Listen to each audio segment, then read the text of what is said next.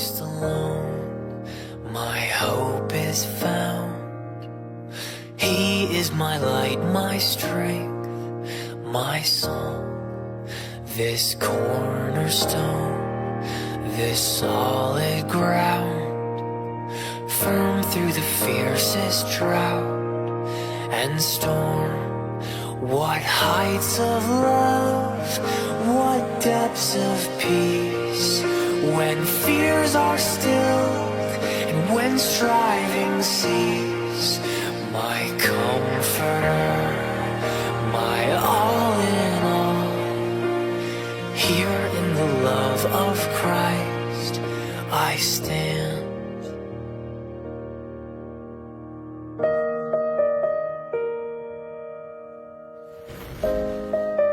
All right, everybody. Hope you're doing well. Welcome to another We Read the Documents live stream. Your host, John Burson. Thank you for being a subscriber. If I coughed during the stream, I apologize. I'm just getting over a cold.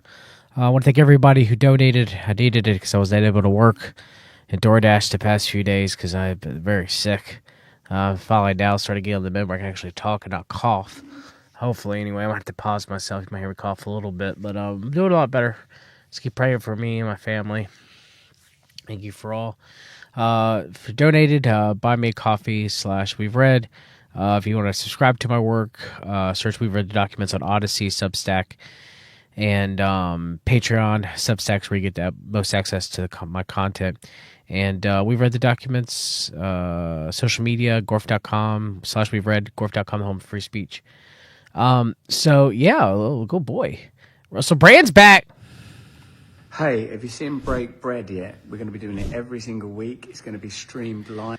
Now Russell Brand has a Christian podcast of all things called Breaking Bed, and the first person he has on is Tucker Carlson. Get ready for me to play that. Oh, I gotta get caught up. We got at least 3 Tucker Carlson streams now. I gotta get caught up on. You'll love it. The first episode was with Tucker. What I like most of all is it's talking about how Christianity will be a challenge to power. That when you read the book of Acts, you realize that early Christians were radical, rebellious, and involved in a struggle against power, the corrupt. Wow. Early Christians were rebellious and struggled against power. So did they, try to overthrow the Roman government like the Zealots? The Jewish Zealots? No. I think you're a little wrong there, Russell. You could say the Jewish Zealots were that way, but not the Christians. They died as martyrs. They proclaimed the gospel. They were first put to death by the Jews and later by the Romans, right? Persecuted. They didn't preach or teach to overthrow the Roman government because they knew that their home, just like our home, is in heaven, not on earth. Corruption within myself, but the systemic corruption as well. Both these sets of corruption are likely from the same origin, social and personal corruption. Where does it come from? It's pretty clear in the Bible. I learned a great thing when people use Romans 13 as an indicator that we should subjugate ourselves to government power. You have to bear in mind that when Paul wrote that, he was in jail, because he was so willing to oppose the government of that time. Yes, by preaching the gospel and by being a Christian, not by taking up arms against the United States or anything like that. So, I've done numerous streams on this. You can go back to look at one of the early Beast in the Heartless streams about, rebellion, against tyranny, is not godly in this regard, especially if we're entering into the end times. That is for sure. Of course, if a government causes you to break any of Christ's commandments, love God with all your heart, mind, body, and soul, love your neighbor as yourself, cause you to harm others, cause you to harm yourself, then yes, you're able to disobey the government, obviously. But, it depends on what the government asks you to do, okay? And you don't take out arms against said government. You just don't do what they're commanding you to do. Civil disobedience, okay? The persecution of Christians and Christianity. I love it because people always say Romans 13 is an indicator that we should submit to the state. We should not submit to the state. Good Christians do not submit to globalist power. What an amazing message. Join us for Break Bread. I forgot, that's the reason I'm talking to you. You should have a look at that conversation. We're all just as good and just as bad as one another, in spite of what they want you to believe. We're all just as good as bad as one another. Another universal message. We're not good, Russell. We're bad. And all of us have fallen short of the glory of God. Not that everything that we do is evil. And we are created in God's image. It's not, a complete picture of who we are, but we can only attain good through Jesus Christ. So, it's what do we expect? What do we expect from Russell Brand? And here, here's the podcast. Definitely going to cover it, okay? So becoming a believer, I wanted to create a space where I could talk about my faith on a deeper level with others. So, of course, he puts the Kabbalah bracelet wearing Tucker, who claims to be a Calvinist now. That's who he chooses. The Catholic Russell Brand and the Kabbalah bracelet wearing Calvinist Tucker. First episode of Break Bread be covering it on the channel. Look, David Icke had a private Zoom call at his request with Tucker, good old Theosophist David Icke. Connecting, David Icke calls himself the dot connector. Well, I'm just connecting them dots, aren't I, David? J.D. Vance, I believe the destiny of this country is to conquer the stars. Whatever your views of Elon's politics, there's something that should inspire all of us. There we go, J.D. Vance. Platform boosting Elon Musk. We know J.D. Vance directly multiple connections to Peter Thiel. And, Peter Thiel's lackey. And, again, the worship of space, travel and conquer the stars, put forth very strongly in Theosophy and Barbara Marx Hubbard, the World Future Society. Talked about that at length on this channel. So, anybody who's out there who's heard me speak for a long enough time should know exactly what I'm talking about there, okay? They should know. You should know exactly what I'm talking about. Okay.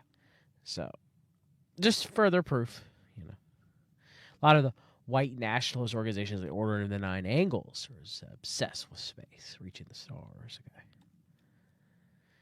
Oh, so here's Grant Cardone, who is a well-known Scientologist. You know what? He spoke at the Coachella, California Trump rally. And, he dropped a lot of F-bombs. A lot of F-bombs. And, I'm not going to play it, but I just want to show that Grant Cardone was there. Major known Scientologist.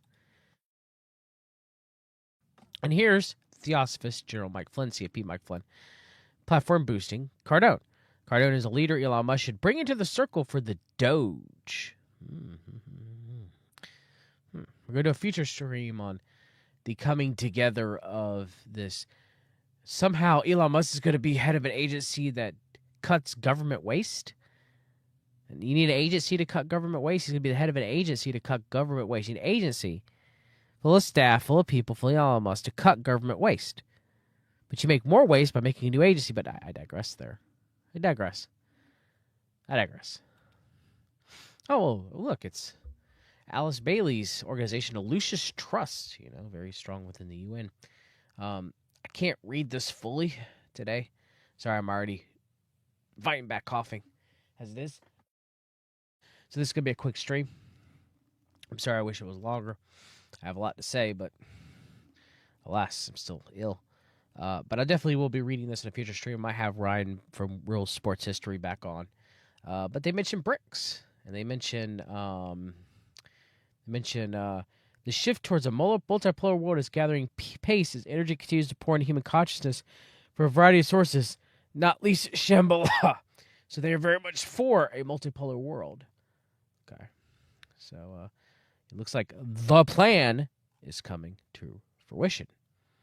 Okay, talk about as a consequence of this, the nations of Eurasia, along with the developing nations of the global south, are collaborating to form one economic bloc, BRICS, to challenge the hegemony of the G7 nations and effectively monopolize global economic policy as well as other international issues.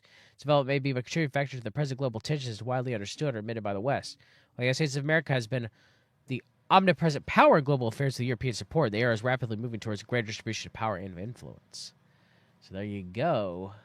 They're calling it the divine economy. Definitely going to do a stream on this. Oh, look, Miriam Adelson. Sheldon Adelson's widow.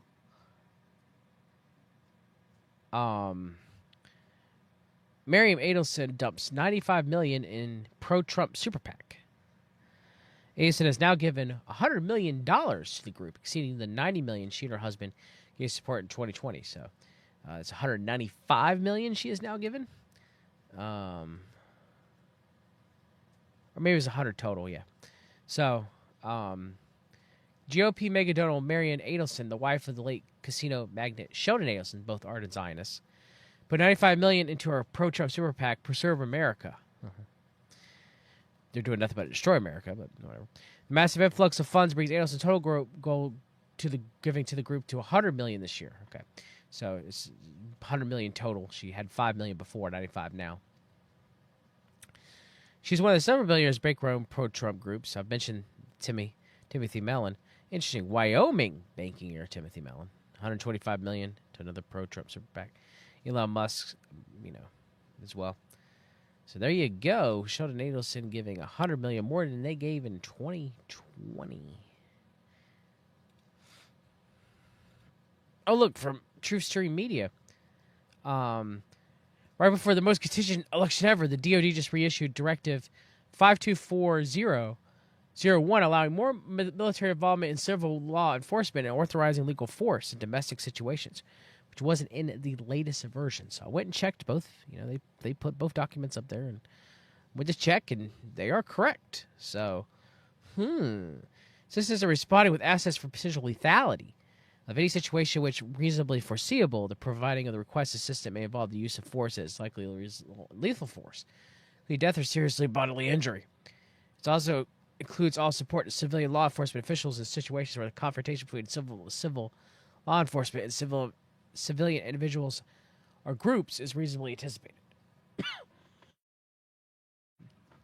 So, that's interesting. Oh, we have Eric Prince says he's with Elon Musk and he wants to run America like Twitter. So we have to remember that Elon Musk wanted X to become the America's WeChat. So social credit score, total government control, over your life. You get your good boy points, good girl points. Okay, so let's see here. Good old CMP Eric Prince. Let's see what he's got to say about this.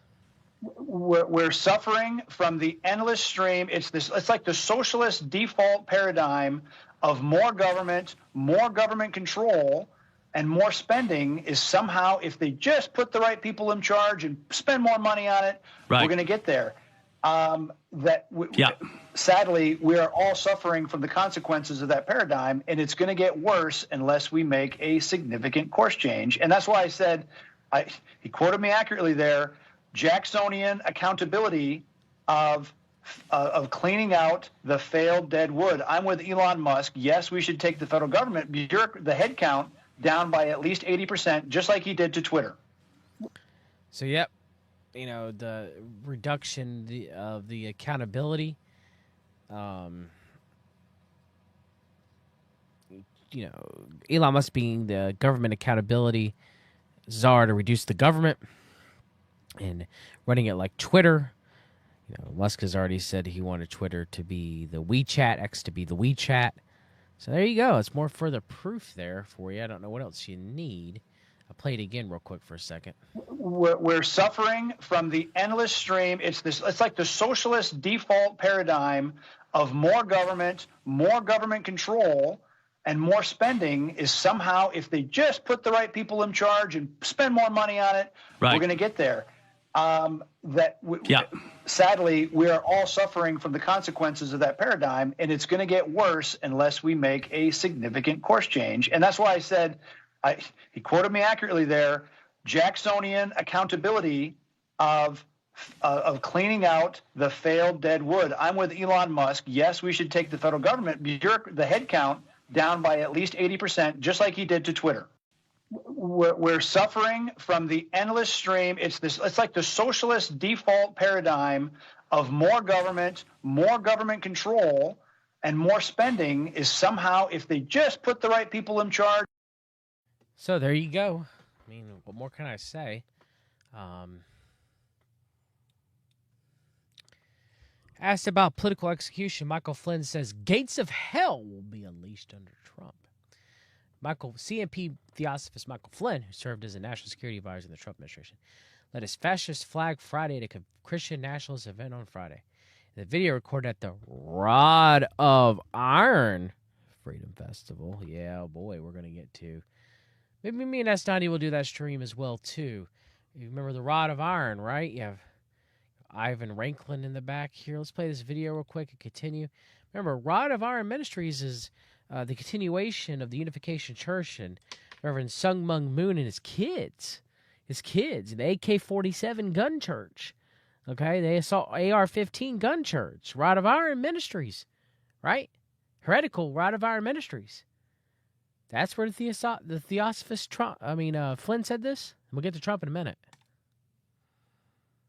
Saturday, instead of being in Iowa, he placed a phone call into Michael Flynn's, quote, the Reawaken Tour. This was being held at Trump Doral. What is the Reawaken Tour that is hosted by Michael Flynn? It is a Christian nationalist conspiracy theory movement, a conference in which hundreds of thousands of individuals gather. I want to let you hear Donald Trump's phone call into that event.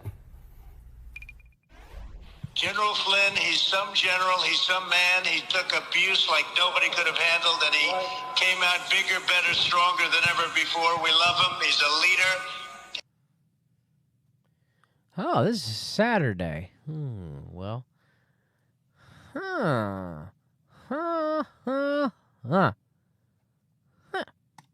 you just stay wealthy and healthy and well and everything. I want you to have great lives in general.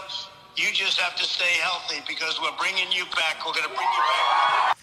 Now, this is very interesting. You know, we had some weird events that really don't make sense happen at the Coachella Trump rally over the weekend with, I always forget the guys. Hold on. He's got a million names. Vern Miller, right? Vern Miller. You know, Vern Miller. We don't really know this the whole story. The sheriff, Coachella, Bianco, and you know, Vern Miller saying he was going to kill Trump, but then he didn't say it. That was actually a message from his Twitter account a long time ago. You know, alluding to someone taking care of the president. And then, you know, him getting arrested with guns in the back. You know, did he disclose those guns? Like, none of it makes any sense, okay? Like, I would do a stream on it if, you know, We Read the Documents was the main thing that I do, and I was streaming every day, then I would. But it's like, really, what's the point to do a stream on it? It's interesting, and I've done a lot of research on it with my friend Derek. But I don't really know if it really warrants stream, but a lot of it's not adding up. There's multiple studies, there's stories. There's a story from the sheriff's office. There's a story from the sheriff's deputy. There's stories from the sheriff Bianco. There's a story of Vin Miller. Vin Miller has many different aliases. Has changed his name frequently. He's, by his own admit, it's been the Diddy parties. Diddy owes him tens of thousands of dollars. You know, business partners with Mindy Robinson. You know, had a show where he was, you know, being around with a whole bunch of Flynn cronies. Interviewed Flynn. You know, been in a car riding around with Ivan Ranklin. You know, Jason Burmis went to bat to defend Miller. He was really good friends with Miller. You know, so they call this a third alleged assassination attempt on Donald Trump, right? You know, he shows up with no, you know, bad press credentials at a checkpoint, but then the story is that he has press credentials were valid, and then, you know, that he had, you know, driven over to the cops and said, hey, I have guns. I'm here just to disclose that. You know, was it a rental car he was in? Was it his car? Did he drive from Nevada? Like, there's so many different stories going on with this. I can't make heads or tails of it. Now, the craziest thing is, you know, it could have been a big mistake, mess up. Okay, just happened to have those guns, disclosed them thinking he was doing what was right, and he's perfectly innocent. Okay, but there is a possible theory. All right, with everything that we know and its deep connections into the Flynn nexus, that if it was a rental car, now he claims it's his car. Now I don't know. Okay, but was he again, two stories. He claimed he drove up to disclose the weapons, but the cops and the sheriffs said that he they're doing checkpoint, they're checking press credentials, right? And then he disclosed it, or then they searched it and found it. Again, there's so many different stories. So was he unaware of the weapons? It was, if this was, not his car, but a rental car. Was he bringing those weapons in for a potential assassination attempt on Trump? 3, 2, 1, we go live this time. Was it done by the Flynn nexus? Okay, because there are various clips out there on Alex Jones' show, for example, of Reichlin and Flynn both being like, well, if we get, God forbid something happens to Trump, and Alex Jones himself has said this, then, Flynn, they put him in, that's why Trump should have chose Flynn for vice president. Then, he's truly would terrify the deep state. Now, I'm not saying that that's what this was. I'm just saying that if you look at the evidence, look where it leads you. Okay? Was the sheriff just doing what he was supposed to do? Because it went from him being an oath keeper and a very pro-Trump sheriff to him, videos of him, kneeling for Black Lives Matter. There's so many narratives, and this is part of Cambridge Analytica 3.0. There's so many narratives going on here, and so many narratives going on with informational warfare currently leading up to the election. It's at levels I've never even seen. I can't even make heads or tails of this story. Now, I know Vern Miller, definitely something going on with him. Now, as have anything to do with this so-called third assassination attempt or not, I don't know. But, I mean, the whole multiple passports, not multiple passports, multiple IDs, changing his names multiple times, him knowing Diddy, Diddy owing him money, he just vomits this stuff and volunteers up this information. So I don't trust him as far as I know it, right? So who knows? Who knows? But, the same weekend as a Coachella rally, Trump tells Flynn we're bringing him back. I don't know what that means, okay? I don't know. I don't know what any of this means. All right, do I think Flynn's coming back? I really don't know. Sometimes I think he's on the outs with the Trump administration, him and Reichlin and Patrick Byrne. But then again, Trump says this. I don't know. There's so much warfare going on right now.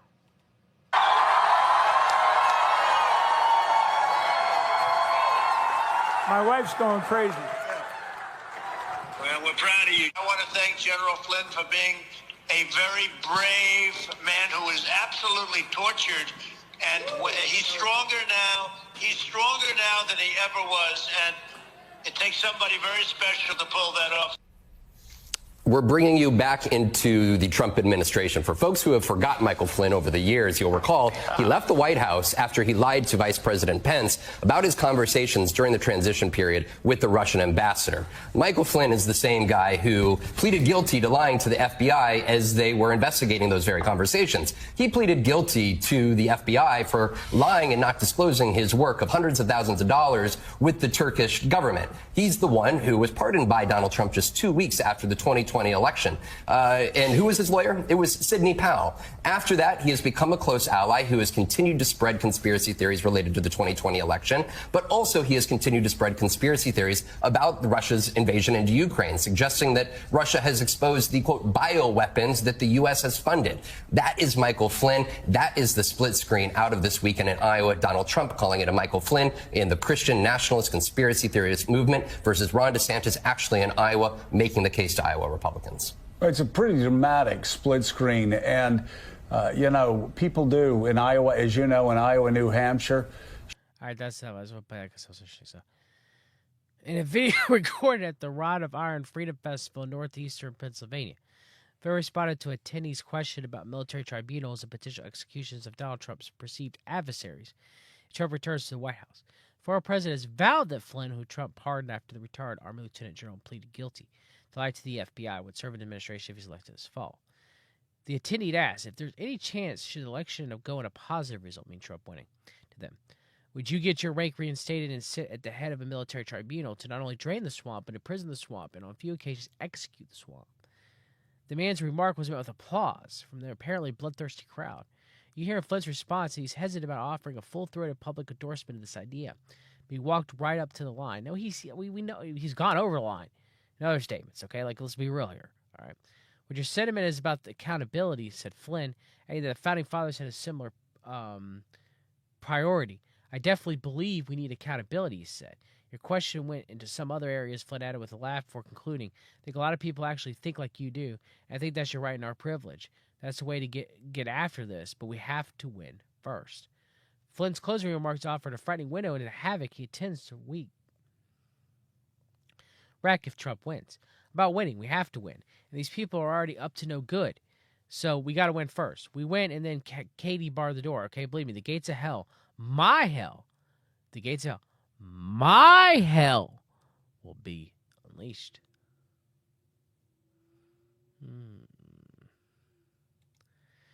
Trump suggests using National Guard military against an enemy from within. Right? Remember, Trump's also talked about the purge. We talked about Reichland and the coming purges, raids and purges. Trump said it'd be one bad hour, okay, which is direct reference to the movie The Purge. Former President Trump in a Sunday interview suggested the National Guard or the military on Election Day to combat what he described as potential chaos from the enemy from within. The group Trump said includes radical left lunatics. In an interview with Fox News' Sunday Morning Futures, Trump dismissed President Biden's concern that the election day wouldn't be peaceful and said when asked, he thinks the bigger problem is the enemy from within, not even the people that have come in and destroyed our country. But Trump, you're the enemy within. I think the bigger problem are the problem from within, Trump said. We have some very bad people. We have some sick people, some radical left lunatics. He calls them sick. Remember Trump derangement syndrome? Remember the reopening of the mental health institutions and people going into them and FEMA camps and homelessness being diagnosed as a mental illness. We've talked about this in various streams throughout the Beast and the Heartless series, even beforehand. Okay? So if you are against Trump, you're a sick person. And you're a sick person who needs help. You need mental help because you have Trump derangement syndrome. There you go. This stream, and I wish I could talk more during this stream because this stream pretty much covers everything I've talked about through the Beast and Heartless series. From the New Age, to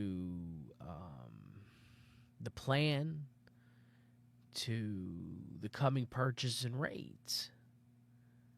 Okay. This is a plan complete. I don't know. We'll see. I think it should be very easily handed by, if necessary, by National Guard, if it really necessary by the military, because they can't let that happen. And Ivor Reichland, of course, go back to my previous stream, The Coming Purges and Rages. Phase 1 begins in 3 weeks, which is the election. Get ready, winky face. And he calls himself, Ivor Reichland, the Secretary of Retribution, a very interesting deep state marauder with the weird S going down thunderbolt of Thor, but also is commonly used in white nationalist circles. Very interesting symbology there. Coming SS. Yeah, just saying. All right, everybody, take care. God bless. I wish I could have talked more today, but I just can't. hopefully more streams in the next few days once I get my voice back and I stop coughing. I love you guys. Take care. God bless.